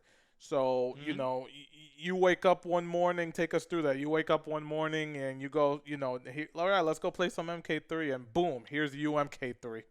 What was the Well, reaction to that? It's like, did you think it was another hack? nope, the Willowbrook story was all part of UMK3. The guy we spoke to on IRC, his name is Drew Boy. Still, we just connected with him on Twitter too recently. He's still around, and he said that he was the technician or whatever at that arcade, and he challenged our team to go down there. So me, Jimmy, Rich, Mike, a bunch of us went down there. They put the UMK3 chip in. That's the first time we played it at the Willow. It was either Willowbrook or no, sorry, it was Bloomfield, New Jersey. That's where it was. The Bloomfield arcade. Um, we went there. That was the first place we played UMK3 because he put the chip in, something like that. That day, and we never played the game before, and we still whipped them, all of them, the whole arcade.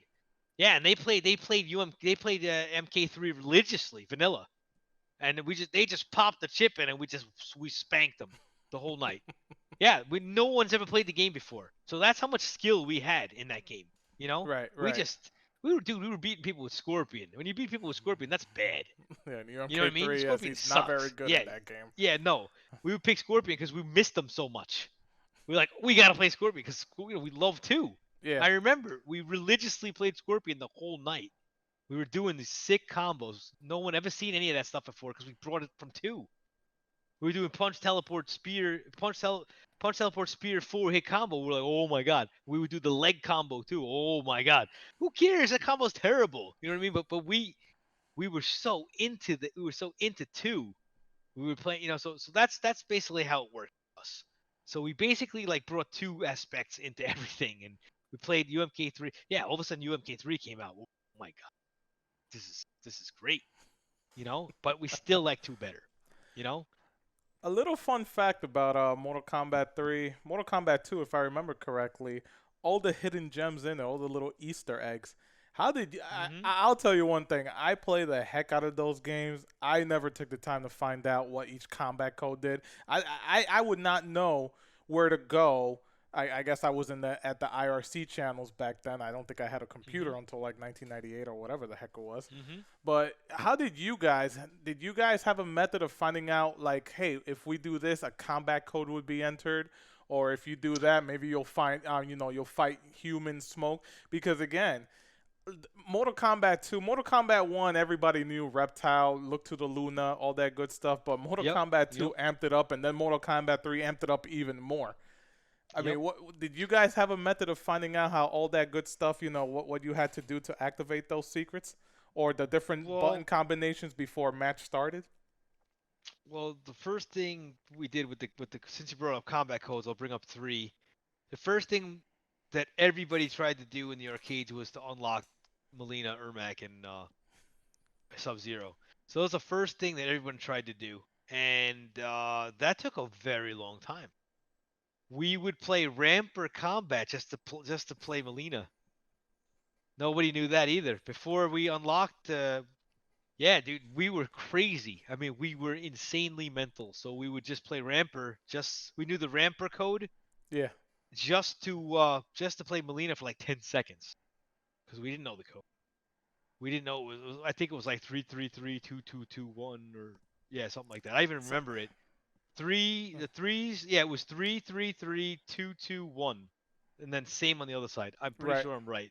I mean, this is just like this is what we did. We went to all the arcades, unlocked everything, and but those I think were given out and then memorized. I don't think anyone could come up with that stuff. Those codes.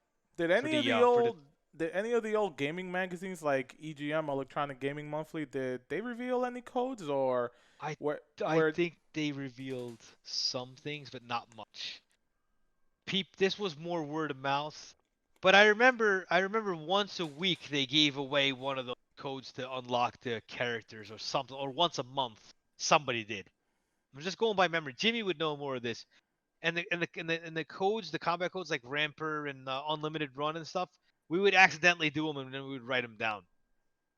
We'd be like, oh, this is what you do. Like it's like 3, 2, 1 or 3, 2, 1.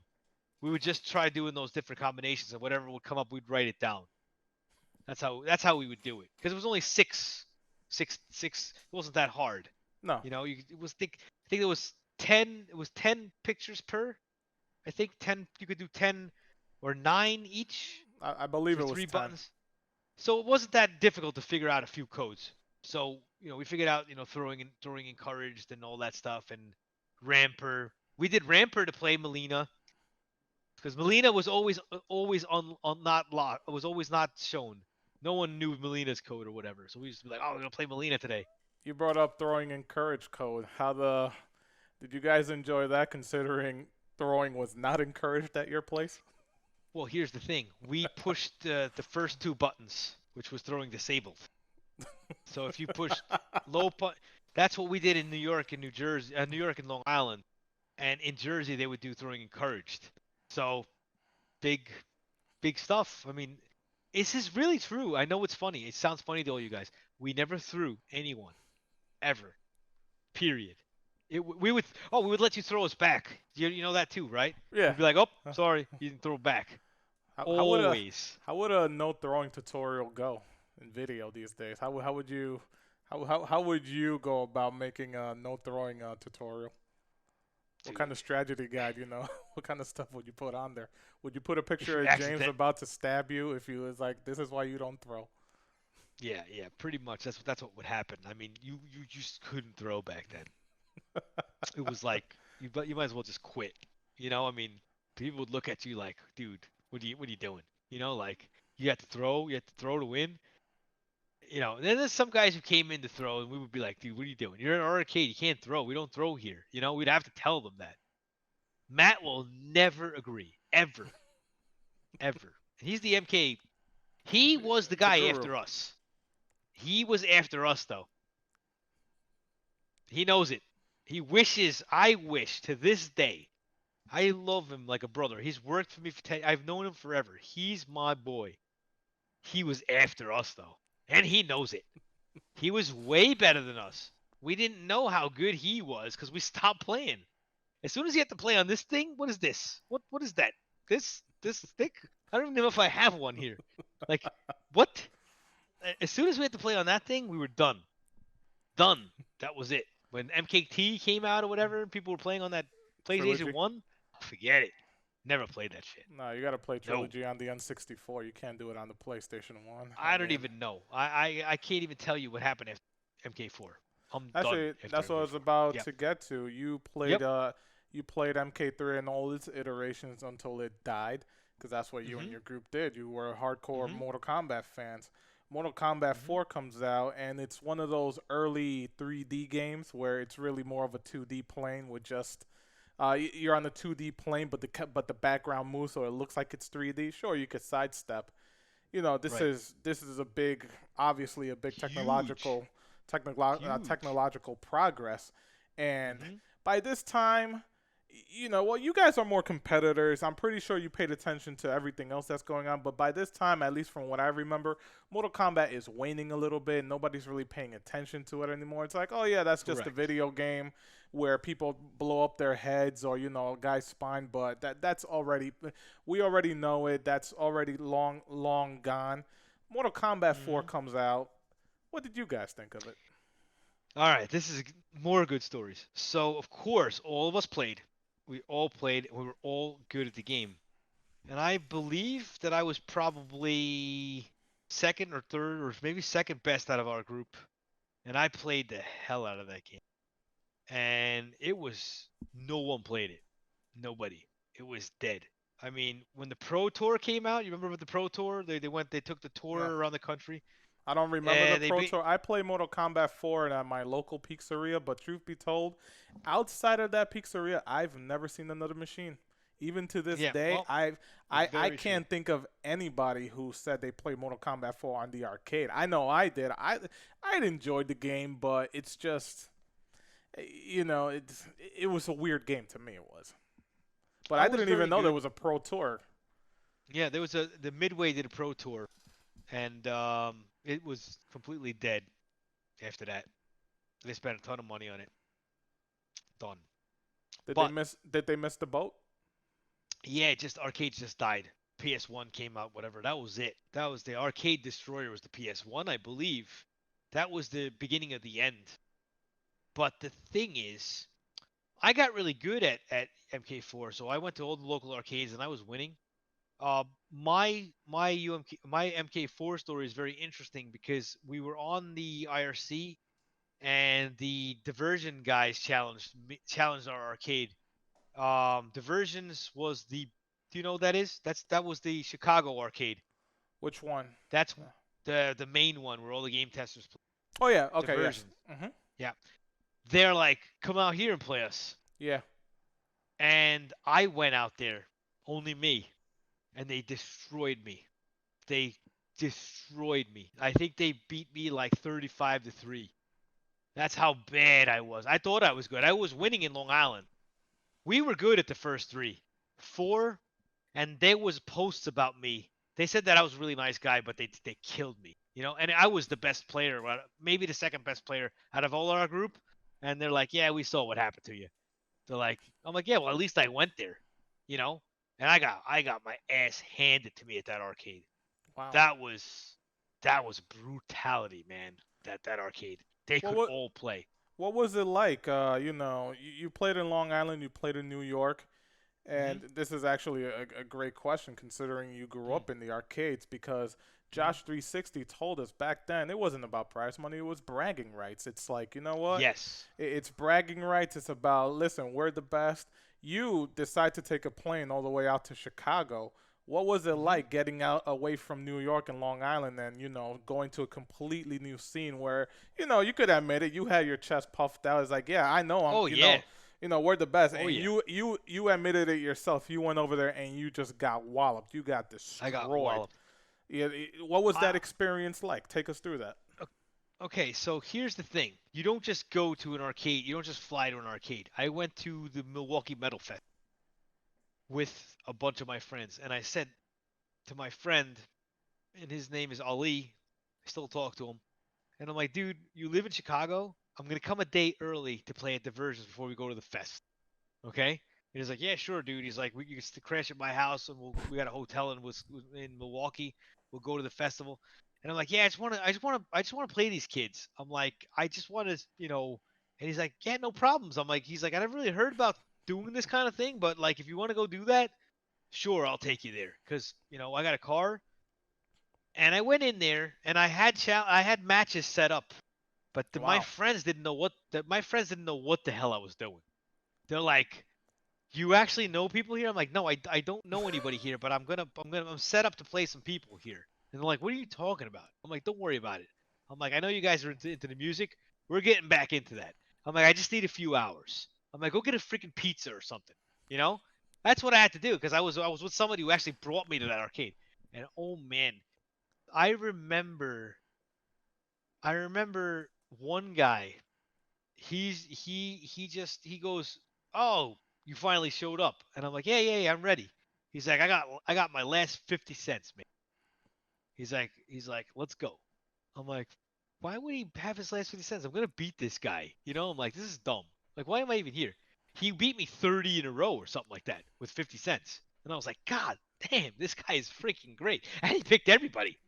And then, well, he walked away. He's like, "Yeah, you're pretty good." He's like, "You're pretty much better than anybody I played here."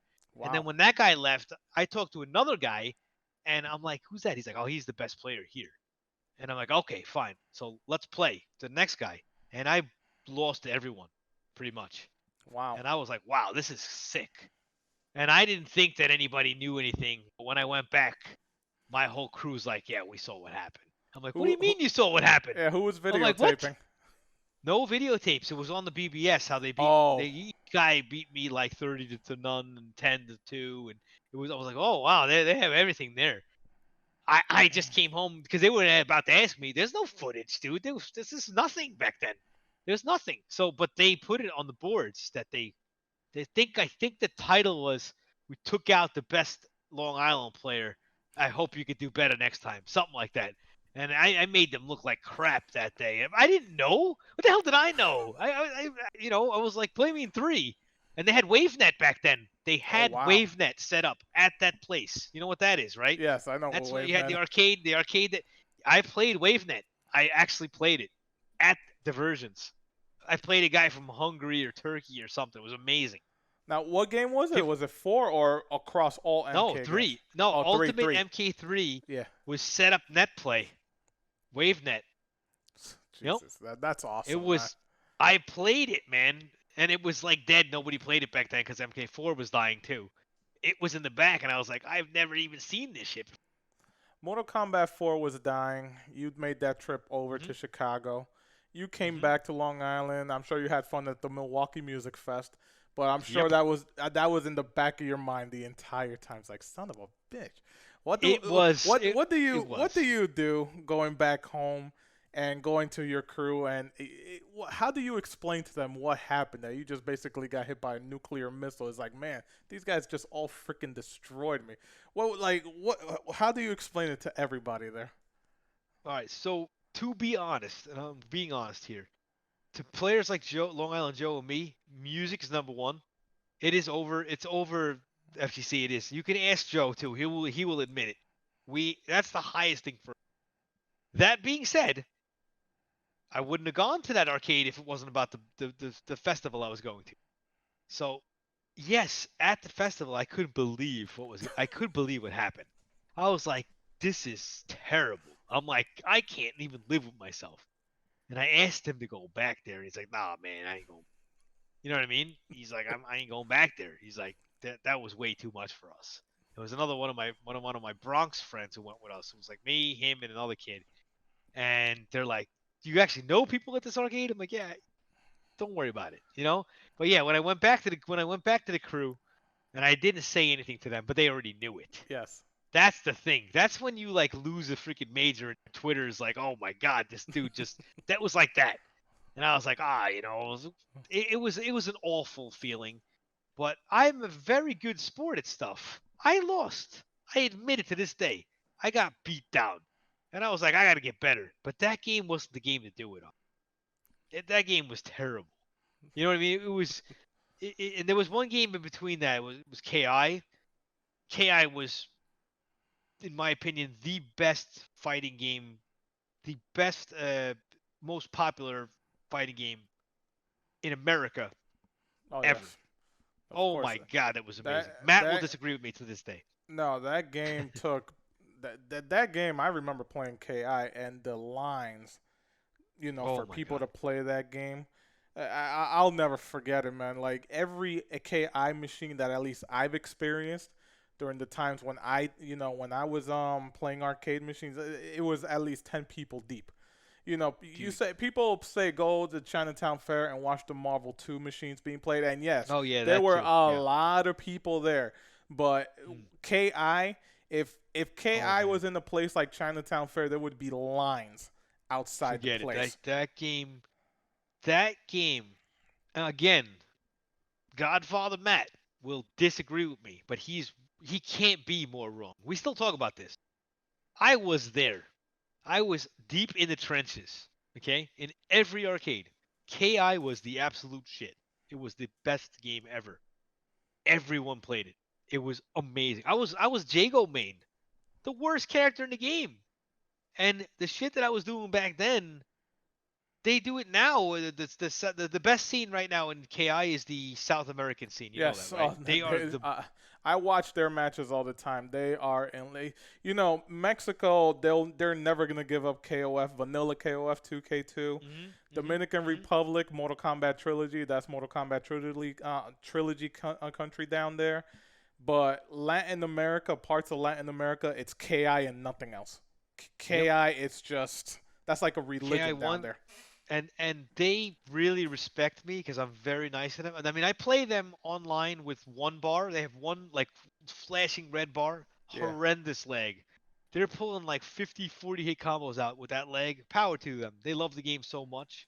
They're amazing at the game. They give me mad props for how much I know, how much I play, how much I knew about the game. I taught Ryan how to play. Uh, Ketchup, Oh, me okay. and him. Yeah. I have this early match. He's way better than me now because he's younger and he's just better. He's better. He kills me now in KI1. But when I first started playing him, I'm like, let's go, dude. I'm like, I'm bringing 20 years of knowledge in here, and I was whipping him. But now that he's like I said, the new guys are way better than us. Their brains Yeah. just work better than ours. Of So course. he destroys me now. He's so good at KI1. I couldn't do anything. I was a Jago main. Anyway, going back to the arcade, I used to walk into the arcade, and all I heard was Combo Breaker because that game was designed to be louder than everything else. Yes. I don't know if you know that. I know It that was very well. so Yes. freaking loud that I was trying to get like I was trying either I had to pay entry to get to the arcade or get my $10 worth of quarters or whatever. And I heard Combo Breaker, and I'm like, I gotta run over. I'm like, I gotta play that game. And man, did we have it was MK2, it was KI1, MK2, and UMK3. Those were the three biggest arcade games, fighting games, popularity wise. Street Fighter Alpha, yeah, they were big, but not like those three games. You I know, mean, for the anywhere people you went. for the people watching, I know, the Rodneys, the Matts, Long Island Joes, they'll understand. But for some people Mhm. watching, what was it about KI that just made it like just so beloved? I mean, I It knew why it was. Go looked, ahead and explain it to people it that. looked freaking awesome. It looked amazing. It was amazing looking. The combo system was crazy. The way the announcer was sick. Yes. The freaking music, the KI Killer Cut CD, amazing. Each track, incredible. The Jago, the Spinal soundtrack, the Fulgore, the characters were so epic. I mean, that game was amazing. The thunder stage where you can go to each side of the bridge, Yes. shoot a projectile here, would go over their head. Amazing stuff.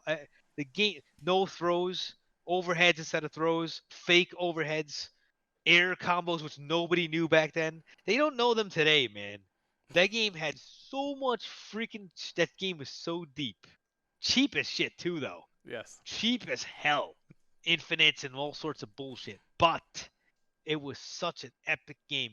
It was such an amazing game. Wake ups on when you're dead, shaking the controllers. Ultimates, French. They had the humiliation. If you beat the guy the Yes. first round, you could humiliate the guy. Yeah. Ultimates with the last part of the bar. The ultra combos. Dude, freaking 35 hit ultra combos. Amazing stuff.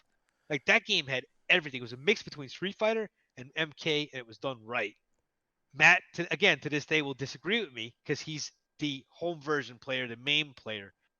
Those guys have different. They have different views. Of course.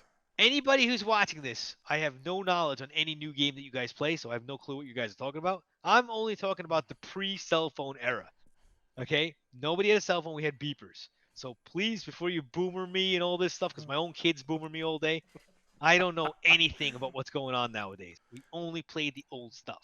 Yeah, please Period. don't downvote his video, please. No, No, they would can be not- downvote me because there's really not much to. I mean, I'm just talking about my history of my life, which I still to this day will never trade it for any of the shit that you guys have today. I got kids your guys' age. Yeah. You know, I'd never trade my life. My kids don't have any life like I did. I had the best life. One thing about KI that you didn't mention, and yes, Mhm. just the fact that it was so freaking loud. That's actually when I Oh, heard that. God. The thing that dragged me to that game when I stepped into an arcade, because again, if people didn't live the arcade scene, at least when it was huge, it's like you just go in there and you get bombarded by noise.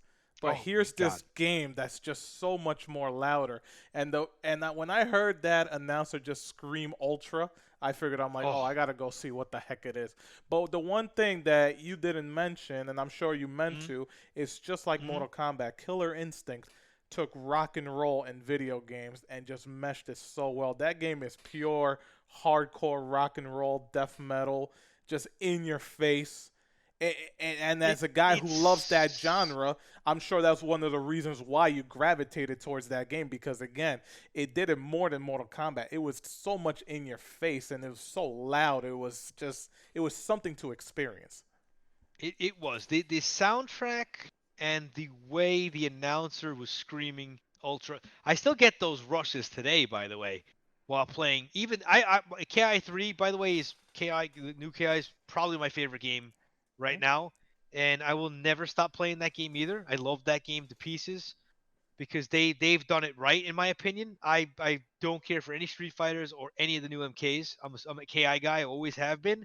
Going back to the KI1 scene about the soundtrack, the characters, the fatalities, the sound, when you did a 4-hit combo or 3-hit combo, it was like triple, like quad. You would hear all that stuff, hyper, king combo. It was great to hear that stuff. And it was in your face, and people would like look at you when they did that combo. Like, yeah, I just did this. Besides KI3, the Xbox game. Hey, listen, I know what Street Fighter 4 did for the community. It revived it. But in my opinion, the last two great fighting games, at least for this generation, again, this is just my opinion, games that got it right, was KOF 13 and KI3. If you're a big KOF fan, 13, the way it was animated, the music, and it felt like such an old school KOF. At least to me, it did. And then there's KI3. Oh, you missed out. That is a really great game. I mean, guess what? Maybe I'll play it. I'll play it now. Is it worth playing? Yeah. Honestly. I mean, it's Steve. Is the online still active for that game? At least on Steam? Yeah, well, the netcode sucks, but listen, you don't have to play. It's just no, but I like good games. I started playing Samurai Showdown. by the way. The that's new a great game. I want to learn it, and I'm just a guy who likes to play fighting games, but not Street Fighter, not MK. It's just not my thing. I want to find something. I mean, I was playing that them fighting herds or whatever. I was playing that game. I don't know what that is. I that's the freaking that was like the My Little Pony fighting game. I played that. Yeah, I'm serious. I'm not kidding. It's fun. I want to play like that's kind of like Skullgirls a Yeah. little bit, you know. But I want to find games like that and play You because just want to have fun. I love fighting games. I only play fighting games. People wanna ask me today. You want to People have ask me fun. today. They're like, what kind of games do you play? I'm like, I play fighting games. They're like, what? I'm like, fighting games. They're like, oh, what? I'm like, fighting games, like Street Fighter. You know, like, no, we don't know what that is. Oh, yeah, I know you don't know what that is because fighting games is 1% of the gaming community. We're not even on the map. You know that, right? The FTC, okay, fighting games themselves are I think they are the lowest popular games. Period. Oh yeah, no, There's nothing bigger. I'm pretty sure There's nothing it's lower. 100%. Yeah, Yeah, there's nothing that what's the best way to put it? That basically it doesn't attract eyeballs like something like a Counter-Strike tournament would. You know, correct. like You got like Gears. You got the first-person shooters, which are the number one games. You have the strategy games, which are like the StarCraft, Warcraft 3 stuff, and Of course. Dota. You have racing games and sports games like Yeah, FIFA and all that stuff. Forza is huge. You know. Yeah, and then you have I would say then you have like another genre of like then you have the MMOs. You have all that stuff. Even And I think speed fighting running is games more. are actually you have fighting games is actually last, I think. 100% dead last. So it's the hardest. Those are the hardest games. From So, your I don't- experience, I mean, you Mhm. don't play the new stuff. You said it yourself, but you're very well aware of it. Is it because of the skill barrier? Is it too high compared to those other genres? No, there's no fun in it for me. It's not playing online. Playing people in their underwear doesn't really thrill me. Like playing somebody on an arcade and bumping them a little. You know what I mean? Like for me, Yeah. I lost the feel of it when it came out to home versions. KI3, I mute everyone because all they're gonna do is talk crap, and I'm okay with that. Talk all the shit you want. I don't care. I don't want to be distracted. Because back in the day, if you started doing that to somebody, they're gonna punch you in the face. You know what I mean? They can't do that right now. Right now, they're just gonna talk crap about you. And I was like, I can't get into it unless you're sitting right next to me. I'm that old school. Fighting games, that's why I love the tournament scene so much. Today you could do MK11, whatever we're at, MK11. They could go to a tournament scene, sit side by side. I'm okay with that. I'm okay with that. But I cannot practice offline because I got nobody to play. I can play my kids, but I don't understand the concept of online play. So it took me 6 months to learn how to play KI with the lag in my head. Right. You understand what I mean? Yeah, I am no, I not used to understand what that you're at saying. all. So here you go. Ryan from the UK, Ketchup. Mhm. He's 28. I'm double his age pretty much. He is such a good sport that he will host. He'll let me host, so I have no lag. So he'll play with the lag because he's used to the lag. That's how bad I am at the new games. Wow. You know what I mean? Yeah. Yeah, I cannot adjust to the delay. It's pathetic, I know, but that's my life. I don't know anything else. You know? Going back, Yep. going back before offline tournaments, at least the big things we know now. Mortal Kombat 4, and I know we're going back, but you know okay. this is obvious to your history. Mortal Kombat 4 comes out, arcades are dying. You know, part of your youth is dying, and eventually the home consoles they catch up with the arcade hardware. I mean that's why arcades lasted so long. The consoles like Super Nintendo and NES and Genesis, they were not closed. I believe the Sega Saturn was one of the first systems where you could actually get arcade perfect ports of some fighting games like the Versus series, And like Neo X-Men Geo. for Street Fighter, Neo Geo. You're absolutely right. Even though it cost like almost $1,000 to get, it was Yep. basically arcade perfect. You're an arcade Hmm. kid. You're an arcade man. You will love arcades the rest of your life. Arcade scene is dying.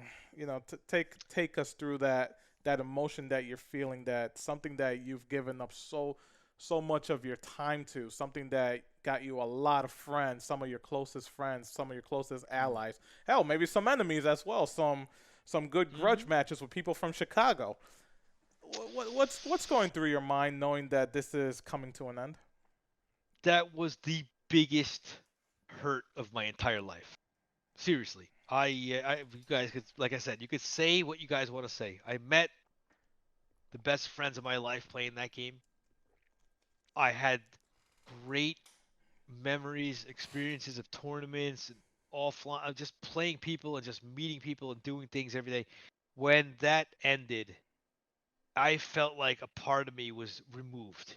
I'm serious. It was arcades were everything to me. It was my social life.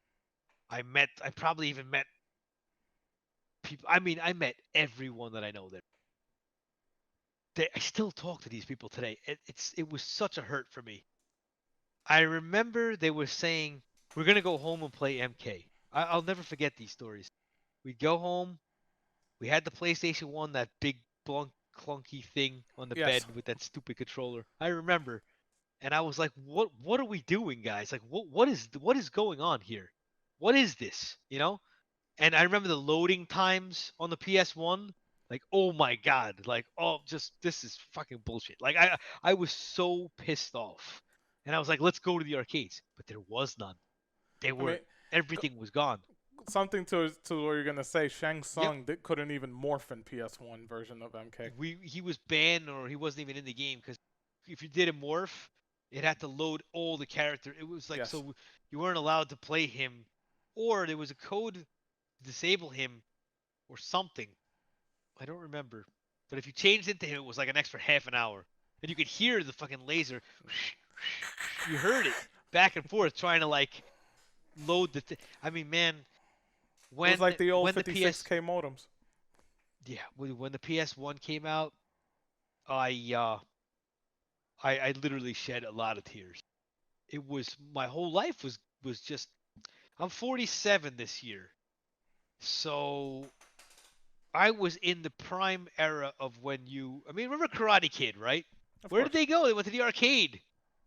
They went to the arcade. That's what you did when you were a kid. You went to the arcade. You went to the movies. You went to the arcade. There was no malls and stuff. They didn't really hung out at the malls. That's the new stuff.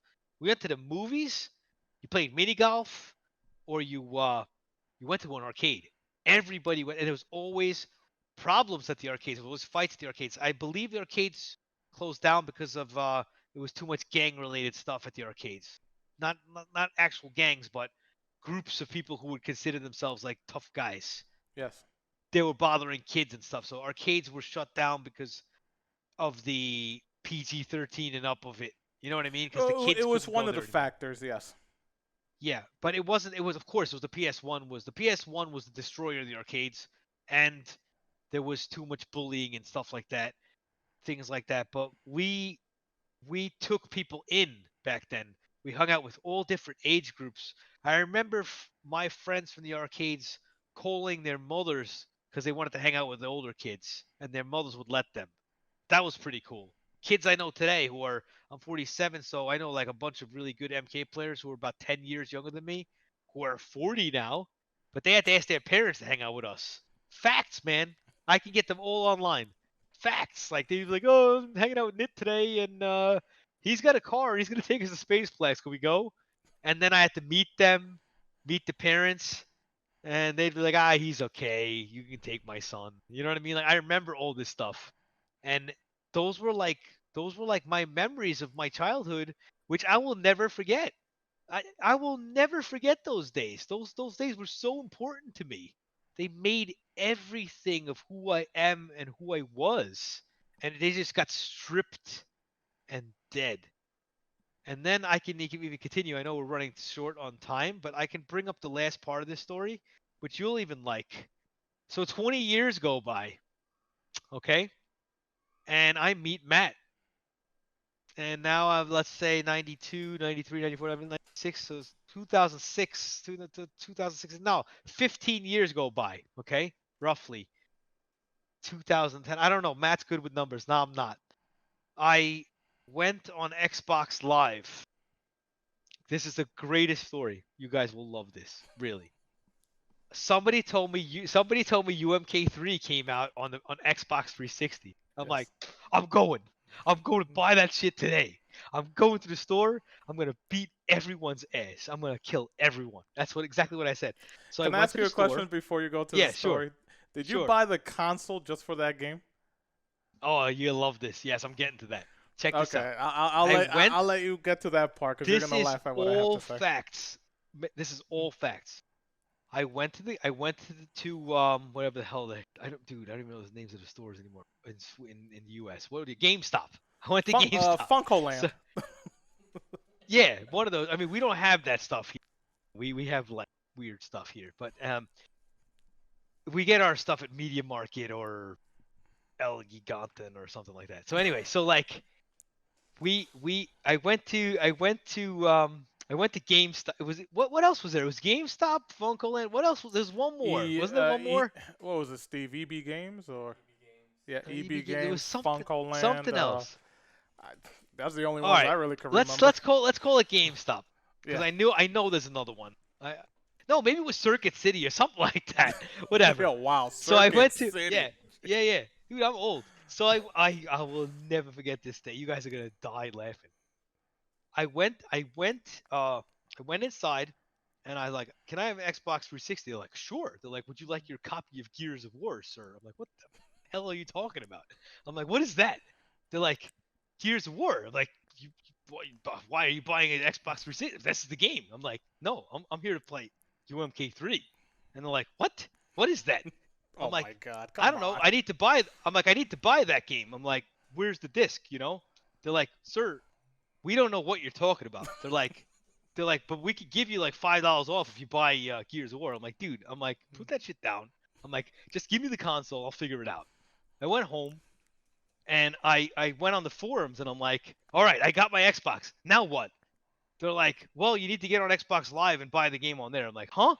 I'm like, where do I buy the disc that I put in to play UMK3? I'm like, where do I buy this stuff? They're like, dude, you got to get with the times. You need like a good internet connection, and I'm like, I have that. And they're like, you need to like go online. It's like $10. I'm like, $10, great. So I finally figured out how to get on. Right? I get on. I open up the box. I pull out this thing. I'm like, what? What is this thing? I'm like, what is this? Like, where's the stick? You know, like, and I'm like, I'm seriously, I have no clue what I'm doing. This is all true. This is all true. I never played any home versions. I didn't give a shit about any of that stuff. So I started going on the forums. So that's when I went on Ultimate MK, which was Matt's site. Yes. So I'm like typing on there. I'm just like, where the F do I find the freaking arcade stick? I need to. There's got to be something that you plug into the thing so I can play the thing with the thing. You know, I was trying to tell people like I need this thing. You know, and they're like old stereo like, instructions, right? Yeah. They told me there's a guy named Dark Templars or something like that. I don't even remember the guy's name. Mm-hmm. Whatever. The Dark Templars. That dude, I remember them. It was either him or someone else. That guy retired from making sticks, but he's like, I'll make you one. So I'm like, I'll pay you $200, man. It took him like 2 months to get. Meanwhile, everyone's playing the game, and I'm sitting there like, damn it, I can't do anything with this thing. So then, a couple months go by. I know, I can talk forever. Couple months go by, right? I get the stick in the mail. It came in with like newspapers. I tore it all out, and I'm like, oh my god, this is great. I plugged it in, and the run button and the low punch button were swapped. Oh god. So I had to like go on the forums and ask what to do, and I fixed it myself. And I was like, yeah, you know? And I'm like, none of these guys have a chance. I'm like, they're all dead. Everyone. I'm like, I will beat every one of these guys. You know what happened? I won nothing. I won like 2 matches out of 1,000. And I was great at the game. You know I'm great at that game. I couldn't beat anyone. I was like, what happened? You know, I was like, how is this possible? And then people are like, oh, it's the lag. I'm like, nah. I'm like, I figured out that day that I was bad at these games. That day, which was what, 2006 when that Yes, shit came that's out. when that game I'm like, dropped on I'm the like, 360. officially, I suck. And then I found out about Mame and Matt and all those billion players who did billion hit combos, and I was like, yeah, I'm not good. When I contacted all my friends, all my old people like Jimmy, we're not good at those games. We're done. I'm like, we're done. We're history. It's over. I'm like, we're done. And then Jimmy started coming back to tournaments, and then we're here. And that's like how it is. Like that's our story. I mean, there's a lot of stuff. I wanted to bring up the UMK3 on the 360 because now that you say Hmm. that, you're the only second person I know who literally bought a console just for one game. Care to Yep. take a guess who the first is? Let me see if it's one of the old guys that we played. I mean, I don't know if it was Matt. Maybe it was Matt. I'm not No, sure. I know Matt did the same. He might have been the third then. no, I don't Phil? know. No, the first guy I know who ever did that, crazy Dominican. He Oh literally, yeah, of he course. literally went out, bought a 360. Listen, when that game dropped on the 360, it's just an influx of people. It's like, wait, what? That thing is like my childhood. You're damn Yep. right, and it was as close to arcade perfect as you could get at the time. And of Hmm. course, online play and everything like that. But like you said, going back before that amazing story. I love that story, by the way. Like you Dude, said, it's so true. your childhood, you felt like it was taken away, It and was. and because you said it yourself, you really you just stopped because you don't take anything fighting game consoles seriously. You're an old school player. No. I mean, you kind of do because you still do show up at events, but that's just to support, right? That's just I to I see a do it lot of your for I friends. do it for the love of people. I love my guys. We were always the table of MK guys. We never gave a shit who played the game. It didn't matter who it was. We did it for the love of what we grew up with. And that's why I'm so happy. That's why I'm so proud of Matt because he probably gets paid the least. He probably gets the least recognition. He probably gets the least. The dude just shows up. Huh. He just shows up and plugs stuff in his own money, his own hard work. We just supported that game till this day. And I met the best friends of my life, including you. I met you playing MK2. Yes. I cherish all the memories I have of every single one of the people that I ever met playing that game because it meant so much to me. That's why I do not support the toxic community that it is today. I could take toxicity in person because you're going to get punched in the face. I can deal with getting punched in the face, Yes. but I'm not going to deal with these accusations of what's going on and all this crap about all this stuff that's showing up with the FGC. It saddens me. It just makes me feel so sad compared to this stuff that's going on nowadays. Yeah. It's awful. It's awful, and I wish that it ended. And the humans themselves are just all mad, mean people. I loved the way it was. I wanted to go back to the way it was. It was so simple and nice, you know. And that's the thing for me. That's the thing that hurts the most. I could shed a tear right now. That's how bad I missed it. I miss it, man. I miss it so much. It's awful. Well, It really listen, is. man. Summoning Nit. It was a lot of fun, and I'm sure this is just the first episode of many with you. I want to Oh, thank you again. I'll bore everyone. Don't worry. No, That's no, my favorite thing to do. you ain't boring us here, man. We'd enjoyed it. A lot of laughs. It's actually very good to get guys like you on. You guys lived, the arcade scene. You may not be into what the FGC is now, but Hmm. again, and I've said it before. You're a well hidden secret within the FGC. The people who know you, they love you. You're a very welcoming guy, very knowledgeable.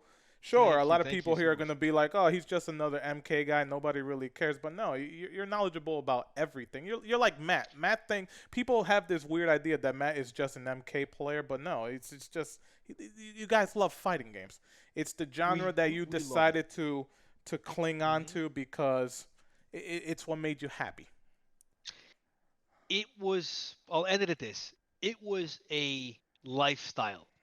It was everything for us. Yeah, it could sound lame to people, but nowadays you can go online, you could go out. Well, the COVID times, whatever. We didn't have anything like that. You couldn't really go anywhere. Where are you gonna go? You could go. We used to hang out in parking lots. We took take our cars, hang out in parking lots, have a nice time. We had freaking lawn chairs in our trunks. That's what we did.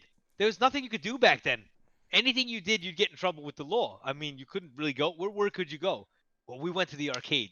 And when that part of your life is stripped away, when your main livelihood was taken from you, that's what the kids today don't know. That's the thing that I wanted to like bring up today. It's very important. It was very important to me. So I'm glad I got to share that with you guys. Yeah, well, just like it was important to you, it's like, with the COVID 19 going on, that has been taken away from them because they Yes. can't go out to a weekend. They know the feeling that you had when arcades died down. Fortunately for them, theirs is gonna come back some way or another. Nowadays, arcades are just fun centers. I don't know how you feel. How do you feel about arcades basically being just fun centers more often these days than what you remember them to be? Well, I know time is cutting short here, but Yeah, I could tell you the one thing that saved us in New Jersey. We have Yestercades, yes, and love Ken that is a place. very good friend of mine. He's one of my. I think I was the first. I think I was the first transaction he ever had. I remember. I think I was the first person ever, and we gave him our MK3 machine. That's our machine in the Red Banks Yes, location, and I would give it to him any day of the week because he's bringing back the he's brought back and the guy's amazing. I mean, he's made tons of money. He's hurt now by COVID of because course, of his course. business took a huge hit.